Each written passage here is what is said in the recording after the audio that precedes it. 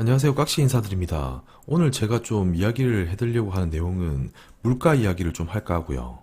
물가가 그냥 단순히 물가 이야기를 좀 하려는 건 아니고 물가와 이 경제를 조금 연관시켜서 이야기를 좀 해볼까 합니다.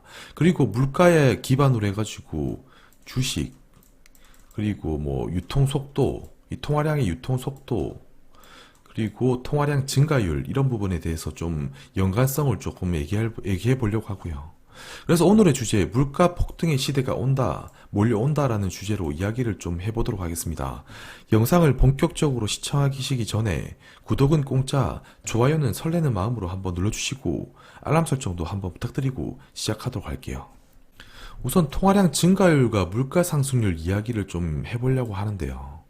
일단 이 표의 차트를 보시면 이 물가 상승률과 통화량 증가율이 마치 이렇게 반비례하는 경향을 보이는 걸 볼 수가 있어요. 거의 1980년대 이전부터의 차트를 제가 이렇게 들고 왔고요. 지금까지 차트를 제가 들고 왔고요. 물가 상승률을 보시면 물가가 올라가는 국면에는 통화량 증가율이 꺾이고 반대로 이렇게 데칼코마니처럼 이런 식으로 계속적으로 지금까지 이어져 온 걸 볼 수가 있죠. 그래서 최근을 보시면 통화량 증가율이 마치 이렇게 매우 크게 확대되는 모습을 볼 수 있고, 마침 지금 또 이런 물가 상승률이 거의 이런 식으로 내리꽂은 모습을 또 볼 수가 있어요. 그래서 이런 걸 좀 보게 되면 물가 상승률과 통화량 증가율은 이 반비례 관계를 보이게 된다. 그런데 약간 조금 이상하죠. 이 통화량이 증가하는데 왜 물가 상승률이 이렇게 내리꽂는 걸까요? 근데 사실상 이걸 좀 이해하려면 이렇게 생각을 좀 해봐야 될 것 같아요. 이게 경기가 안 좋으니까 이 통화량을 정부에서 이렇게 발행을 하는 것이고, 결국에 이 경기가 나빠지게 되면 이 나빠진 것을 이렇게 경기를 좀 회복하고 막기 위해서 정부가 이 통화량을 발행을 이렇게 늘리게 되는 거고요. 그래서 이 경기가 나쁘다는 신호가 결국 정부가 통화량을 이런 식으로 늘리게 됨을 의미하게 돼요. 그래서 과거에 이런 시기를 보시게 되면 이 경기 침체를 바탕으로 이렇게 경기가 나빠질 때 통화량 증가율이 본격적으로 이런 식으로 회복함을 볼 수가 있습니다. 그래서 이런 걸 해석해보면 경기가 안 좋게 되니까 이 통화량을 발행을 하는 것이고, 반대로 이 통화량의 이런 고점에서 이런 통화량의 이런 고점 영역에서 다시 그 물가가 이렇게 회복함을 볼 수가 있어요. 그래서 과거 이런 고점, 이런 물가의 다시 디플레이션 국면에서 다시금 인플레이션으로 이렇게 전환하는 모습을 볼 수가 있고요. 그래서 지금 이 통화량이 정점을 찍고 증가율이 이렇게 만약에 선회를 해서 증가율이 감소한다면 이는 다시 경기가 또 회복되는 것을 의미하게 되고, 앞으로는 통화량 이 물가 상승률이 이런 식으로 반등할 수 있다는 것을 의미하게 되고요. 그리고 통화량 유통 속도와 물가 상승률 이야기를 좀 해볼까 하는데요. 앞서서 말씀드린 통화량 이런 증가율과 물가는 이 반비례 관계를 띈다고 제가 이야기를 했는데요. 반면 이 통화량 유통 속도는 물가와 이렇게 비례 관계를 띠게 됩니다. 그래서 이런 차트를 보시면 물가 상승률과 통화량 유통 속도가 매우 밀접하게 이렇게 움직임을 볼 수가 있죠. 그래서 앞서 증가율이 증가를 하면 물가가 이렇게 내려갔고, 반대로 증가율이 이렇게 과거 고점을 찍고 내려가게 되면 이때는 반대로 이 통화량 유통 속도가 올라가게 되고, 이후에 이렇게 물가 상승이 이어지게 된다는 이런 의미를 제가 말하고 싶은 거고요. 그래서 통화량 유통 속도가 증가하게 된다는 의미는 결국에 이 시중에 돈이 이제 잘 돌아다니는구나, 회전이 이렇게 잘 되고 있구나, 이렇게 해석해 볼 수가 있고, 이는 곧 이 경제가 회복을 본격적으로 하고 있구나, 이렇게 해석해 볼 수가 있습니다. 지금 이 표의 이 차트를 보시게 되면 2020년 이 통화량 유통 속도의 경우 여기까지만, 이 차트만 2020년 전까지만 이렇게 차트가 반영이 되어 있어가지고 지금의 국면은 표시가 안 되었지만, 아마 지금의 국면은 점진적으로 이렇게 회복하는 국면으로 나타나 있을 것이고요. 그래서 후행으로 물가 상승률이 더 회복하는 흐름으로 나타날 것이라고 이 예측 경로는 이렇게 그려볼 수 있을 것 같아요. 그리고 M2 통화량 유통 속도와 M2 증가율은 그래서 앞서서 말했듯이 이 반비례할 수가 있고요. 그래서 M2 증가율이 이런 식으로 내려가게 되면 통화량 유통 속도가 반대로 이렇게 회복을 하게 되고요. 그래서 지금의 국면을 보면 이 M2 증가율이 이 코로나 때문에 이런 식으로 급격하게 양적 완화로 인해서 증가를 했고, 통화량 유통 속도는 반면에 이렇게 내려가는 국면을 보이고 있고요. 지금 이런 식으로 아마 이어지고 있을 것 같아요. 지금 살짝 꺾인 상태로 이렇게 있고요. 그래서 M2 증가율이 이렇게 증가한다는 의미는, 아, 이때 정말 이 경기가 안 좋았었구나. 그래서 과거 이 시기, 경기 침체 시기, 그리고 이때 금융위기 시기를 보더라도 이 경기가 안 좋았다는 신호는 결국 이 급격하게 통화량, 이 M2 증가율을 늘렸음을 이렇게 확인해 볼 수가 있습니다. 그런데 이런 M2 증가율의 이런 고점은 결국 이런 디플레이의 바닥이 또 되는 법이고요. 그래서 이 정점을 찍고 이렇게 내려간다는 것은 결국, 아, 경기가 이제는 이 안정을 취하고 있구나, 이렇게 해석해 볼 수가 있어요. 왜냐하면 이런 경기 판단을 이 FOMC 회의를 바탕으로 연준에서 결국 이렇게 집행을 하기 때문에, 그래서 이런 걸 보게 되면 M2 증가율과 이 통화량의 이런 유통 속도, 이런 반비례 관계를 띠지만 유통 속도와 이 물가는 매우 밀접한 관계를 띈다고 이렇게 볼 수가 있어요. 결국에 순서가 이렇게 되겠죠. M2 증가율이 고점을 찍고 이렇게 내려가는 국면에 이 통화량 유통 속도는 이때 이렇게 반등을 하게 되고, 뒤이어서 이렇게 물가가 상승하는 시나리오로 이렇게 항상 과거는 이렇게 반복되어져 왔다는 것이에요. 그래서 앞으로의 추정 경로는 예상컨대 이런 식으로 흘러갈 것이고요. M2 증가율도 서서히 줄어드는 모습으로 이렇게 나타날 것이라 저는 생각을 합니다. 그렇다면 M2 증가율의 증가는 결국 연준의 자산 증가와 또 비슷하다고 볼 수 있고요. 저의 이전 편 영상 한번 보신 분들은 아시겠지만 이 달러의 유동성이 급격하게 줄고 있다고 제가 언급을 했고요. 그 이후로 연준의 최근 자산 증가율이 최근에 이렇게 급격하게 이런 식으로 줄어들고 있는 걸 볼 수가 있어요. 물론 코로나 이전 시기보다는 여전히 많은 정도이긴 하지만 이 자산 증가율이 정점을 찍고 이렇게 줄어든다는 의미는 결국 뒤이어서 이런 유통 속도의 또 증가를 의미하게 될 수가 있고요. 그래서 이런 걸 보게 되면 이게 연준이 자산 증가율을 줄인다고 해서 경기가 앞으로 나빠진다는 게 아니라, 연준이 판단하건대 경제가 이제 서서히 많이 회복이 됐으니까 이제는 연준 자산 증가율을 줄여도 되는구나, 이렇게 이해하시면 될 것 같고요. 이와 관련해서는 제가 전편 영상인 달러의 유동성이 급격하게 줄어들고 있다 라는 영상에서도 언급을 했었고요. 그리고 이 물가가 그래서 상승을 하게 되면 유가가 뒤이어서 이렇게 동반 상승을 하는 법이고요.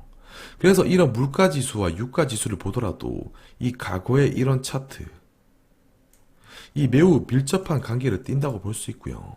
그래서 이 유가 그리고 물가는 이 그 자체로 이 동등한 성격을 띈다고 볼 수가 있고, 이미 지금 유가가 5월물 유가가 이 마이너스 유가였다가 지금 거의 한 40달러 선까지 이렇게 도달하게 되었는데, 유가가 바닥을 찍고 이 정도 지금 회복했다는 의미는 결국 이 디플레가 바닥을 찍었다는 의미가 또 된다고 볼 수 있고요. 그래서 앞으로 이 물가 상승률이 더 가속화되어 이렇게 더 상승해서 나타난다면 유가 또한 이 더 크게 회복해서 나타날 확률도 저는 높다고 생각을 합니다. 그리고 이 제조업 경기가 회복을 하면 결국 인플레 신호로 또 받아들일 수 있는 법이고요.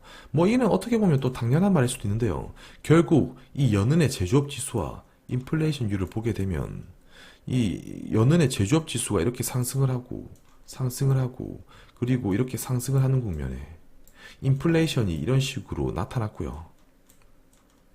그래서 이런 걸 좀 보게 되면 결국 이 경기가 개선이 되면 결국 인플레 압력으로 이어지기 마련이라는 거고요. 그래서 이번 코로나 사태가 엄청난 이 디플레를 형성시켰다면 앞으로는 이 디플레로 더 이어진다고 보기보다는 앞으로는 점진적으로 인플레 압력으로 이어지지 않을까, 이렇게 저는 생각을 합니다. 그래서 인플레이션에 어떻게 보면 첫 번째 해기 조건은 당연히 이 풍부한 유동성이 해당이 되고요. 이번에 이거 뭐 대부분 사람들이 잘 아시겠지만 통화량 증가율이 역대 최고치를 지금 보이고 있다는 겁니다. 이는 뭐 당연한 현상이죠. 이 코로나 때문에 경기가 급격하게 위축이 되니까 이 연준이 나서가지고 이 통화량 증가율을 상당히 이렇게 높여버리고요. 그러니까 달러를 완전히 무자비하게 찍어버리고요. 그래서 이를 반대로 말하게 되면 경기가 사실상 코로나 때문에 그동안 특히나 이 3월, 4월, 5월에 상당히 좋지 않았다는 것을 이런 달러의 이런 유동성과 이 통화량 증가율과 그리고 연준의 자산 매입 증가만 이렇게 보더라도 확인할 수가 있습니다. 하지만 그런데 이런 경기는 결국에 이 돈의 힘, 결국 유동성으로 이런 식으로 다시 끌어올릴 수밖에 없는 것이고요.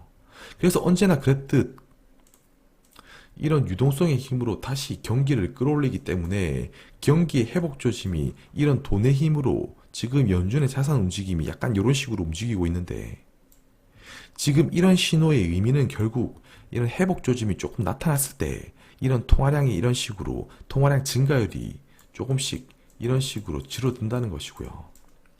그래서 통화량이 이런 식으로 줄어든다는 의미는 결국에 경기가 또 회복된다는 신호로 해석해 볼 수가 있다.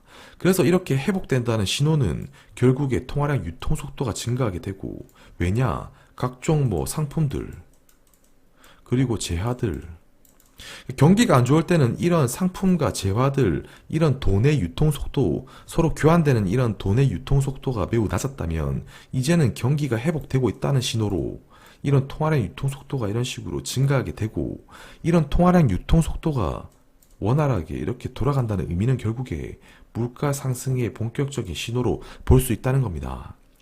그래서 결론적으로 이 근본적으로 통화량 증가율이 맨 처음 선행을 하고 이렇게 통화량 증가율이 증가할 때는 마냥 이 경기가 이런 식으로 힘들 것 같지만 이 통화량 증가율이 이렇게 정점을 찍고 서서히 이런 식으로 둔화되어 나타날 때, 이때는 우리가 좀 받아들여야 하는 게 이제는 경기가 좀 회복되고 있구나. 후행해서 이 유통속도가, 그래서 후행해서 유통속도가 증가한다는 것이고요. 그래서 이 유통속도가 증가하는 의미는 결국 물가 상승을 또 의미하게 된다는 거고요. 그래서 연준의 이런 통화 증가율 감소는 결국에 회복을 의미하게 되고요.